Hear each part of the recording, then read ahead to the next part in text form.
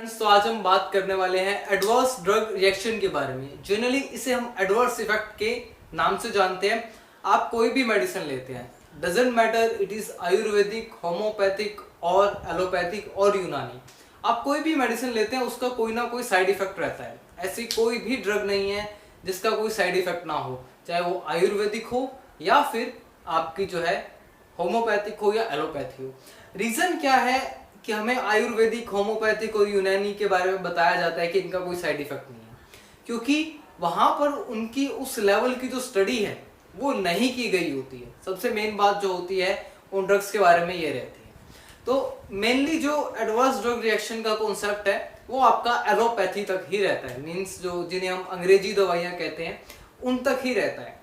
तो adverse drug reaction के बारे में बात करते हैं तो हम यहाँ पर एलोपैथिक ड्रग के बारे में ही बात कर रहे हैं। किसी आयुर्वेदिक, होम्योपैथिक या यूनानी के बारे में बिल्कुल बात नहीं होगी, आपका एलोपैथी के बारे में ही बात होगी। तो एडवर्स ड्रग रिएक्शन, जिसे हम शॉर्ट फॉर्म में कहते हैं एडीआर। तो एडवर्स ड्रग रिएक्शन या एडवर्स इफेक्ट क्या होता है? कोई भी इफेक्ट, मान लेते हैं आप पैरासीटामोल लेते हैं, आप लेते हैं कि आपका बुखार कम हो जाए या आपको कहीं दर्द है तो वो कम हो जाए, लेकिन अगर उसके अलावा पैरासीटामोल आपकी बॉडी में कोई और एक्शन शो कर रही है, कोई और एडवर्स इफेक्ट ला रही है, तो वो उसका जो है आपको वो इफेक्ट नहीं चाहिए लेकिन वो आ रहा है, तो आपके लिए वो एज एन एडवर्स इफेक्ट हो जाता है। लेकिन हमने जो मेडिकल साइंस में इतने हम आगे पहुंच गए हैं कि हमने उस एडवर्स इफेक्ट का भी अपने के लिए यूज बना लिया है। फॉर एग्जाम्पल, एक ड्रग आती है बीपी की, मिनिडॉक्सिल, लेकिन आप इस ड्रग का यूज जो है बीपी से ज्यादा देखेंगे बाल उगाने के लिए। इसके सॉल्यूशन आता है, आप बालों में लगाते हैं तो बाल उगाते हैं। एक ये मिनिडॉक्सिल का साइड इफेक्ट था कि इसमें बाल उगाते थे, तो वुमेन्स को ये प्रेफर नहीं किया जाता है। वुमेन्स के केस में जब बीपी होता है तो उन्हें मिनिडॉक्सिल प्रेफर नहीं किया जाता है इस साइड इफेक्ट की वजह से। लेकिन मेल्स के केस में इसका साइड इफेक्ट को हमने एज एन पर्पस के लिए यूज करा कि बाल उगाने के लिए अब इसका सॉल्यूशन आता है बायोटिन के साथ, विटामिन B7 के साथ। तो ये एक बहुत बड़ा एक ट्रांजैक्शन था कि हमने एडवर्स इफेक्ट को किस तरह से एक यूजफुल एक्शन में हमने चेंज कर दिया। तो वो हमारे ऊपर है कि हम किस तरह लेते हैं। लेकिन जब आप बीपी के लिए इस दवाई को ले रहे हैं तो ये आपके लिए अनडिजायरेबल इफेक्ट प्रोड्यूस करेगा। आपके बाल बहुत बढ़ जाएंगे, शेव या दाढ़ी वाड़ी आपकी जो है वो बियर्ड है वो बढ़ जाएगी, तो इसके लिए यूज होता है। जनरली मार्केट में आता है, बहुत महंगा होता है, 800-900 रुपए का सोल्यूशन आता है ये। तो एडवर्स ड्रग इफेक्ट क्या है? एनी अनइंटेंडेड और अनडिजायरेबल इफेक्ट, जो इफेक्ट हमें चाहिए ही नहीं। मैंने पैरासीटामोल को आपको एग्जांपल दिया। अगर पैरासीटामोल आप ज्यादा टाइम तक लेते जाएंगे तो आपका जो लीवर है वो आपका प्रॉपर फंक्शन करना बंद कर देगा, यानी लीवर डैमेज के चांसेस पैरासीटामोल के साथ बढ़ जाते हैं अगर आप लंबे टाइम तक कंज्यूम करते हैं। तो ये बात आपको ध्यान रखनी चाहिए। हर ड्रग का कोई ना कोई साइड इफेक्ट है, लेकिन जो साइड इफेक्ट आते हैं वो आपके आते हैं जब आप लॉन्ग टर्म के लिए उसे कंज्यूम करते हैं। शॉर्ट टर्म के लिए आते हैं लेकिन वो इतने हार्मफुल नहीं है। तो ये हम देखते हैं। फॉर एग्जाम्पल, थोड़ा और डिस्कस करें तो आप चाय पीते हैं या कॉफी पीते हैं। आप पीते हैं अपनी कॉन्शियसनेस को बढ़ाने के लिए, मेंटल अटेंटिवनेस को बढ़ाने के लिए, लेकिन उसका डाययूरेटिक एक्शन भी है। डाययूरेटिक एक्शन क्या है कि आपको वॉशरूम में जाना पड़ता है यूरिन के लिए। वहीं उसका टी का आप एक्शन देखेंगे, एक कंपोनेंट होता है थियोफाइलिन, उसका यूज क्या है? अस्थमा के लिए यूज हो जाता है वो। तो बहुत सारे कंपोनेंट होते हैं जिनका अलग अलग यूज है, अलग अलग साइड इफेक्ट है, तो ये आपका हमेशा ही रहता है। तो हम बात करें एडीआर की, एडवर्स ड्रग रिएक्शन की, तो ये आपका डोज डिपेंडेंट होता है। जितनी डोज आपकी ज्यादा होगी उतने एडवर्स इफेक्ट ज्यादा आएंगे। तो ये आपका केस रहता है। डोज कम होगी तो एडवर्स इफेक्ट आपके कम आएंगे। लेकिन अब आप सोच रहे होंगे क्यों ना हम कम डोज ही ले लें, ज्यादा डोज ना ले तो एडवर्स इफेक्ट कम आएंगे। अगर आप डोज प्रॉपर जो है वो नहीं लेंगे तो उससे आपका जो आपको डिजायरेबल एक्शन चाहिए वो भी शो नहीं होगा और अनडिजायरेबल एक्शन है वो भी शो नहीं होंगे। तो आपको कोई फायदा नहीं होगा अगर आप प्रॉपर डोज नहीं लेंगे। तो ये आपका इफेक्ट रहता है। नेक्स्ट बात करते हैं एडीआर के टाइप्स की। एडीआर को दो टाइप्स में बांटा गया है, प्रिडिक्टेबल टाइप ए या ऑगमेंटेड रिएक्शन। वहीं दूसरी जगह हम देखें अनप्रिडिक्टेबल और बाइजेरी रिएक्शन।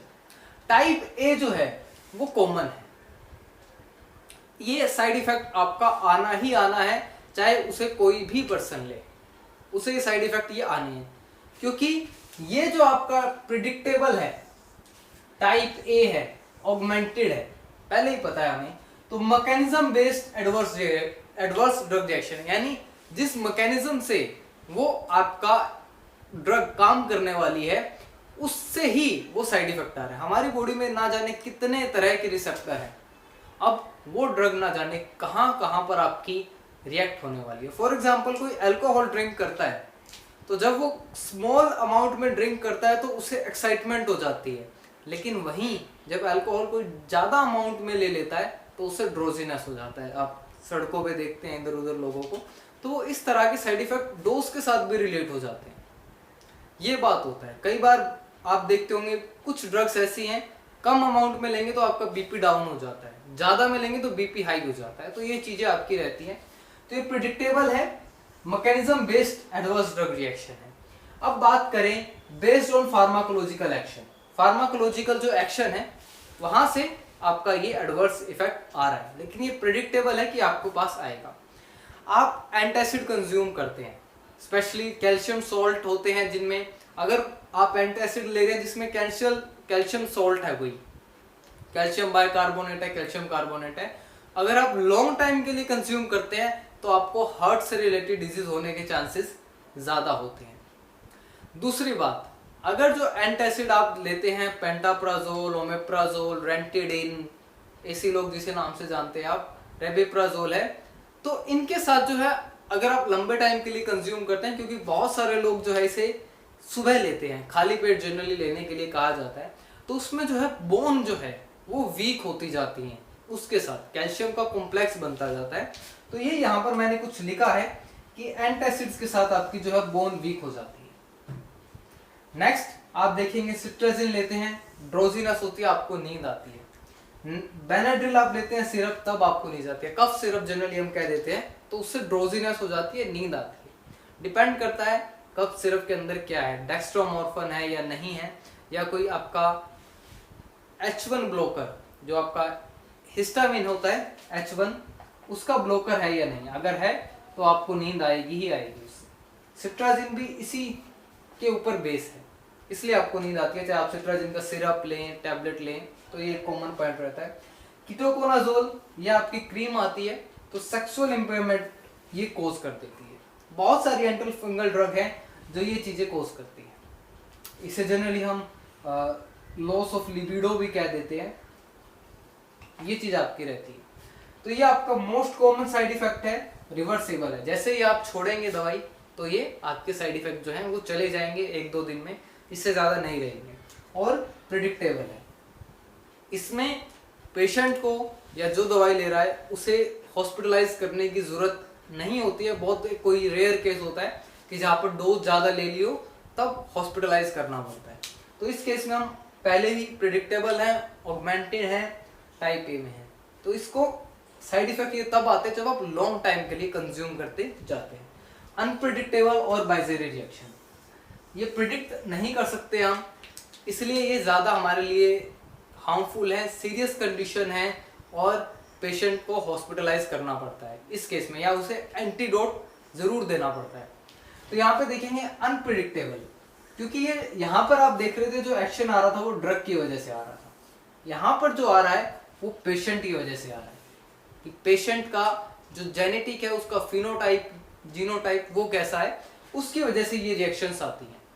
फॉर एग्जाम्पल आपने देखा होगा पेनिसिलिन की टेस्टिंग करते हैं, तो पेनिसिलिन के कुछ लोग सेंसिटिव होते हैं, कुछ लोग नहीं होते हैं।